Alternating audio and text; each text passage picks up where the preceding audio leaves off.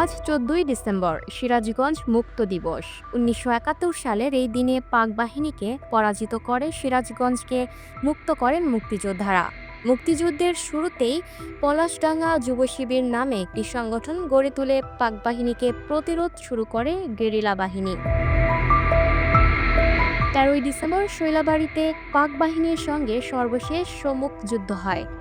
পরের দিন ভোরে পাক বাহিনী পরাজিত হয়ে পালিয়ে গেলে মুক্তিযোদ্ধারা শহরে প্রবেশ করে সিরাজগঞ্জ সরকারি কলেজ মাঠে এসে স্বাধীন বাংলাদেশের পতাকা উত্তোলন করে।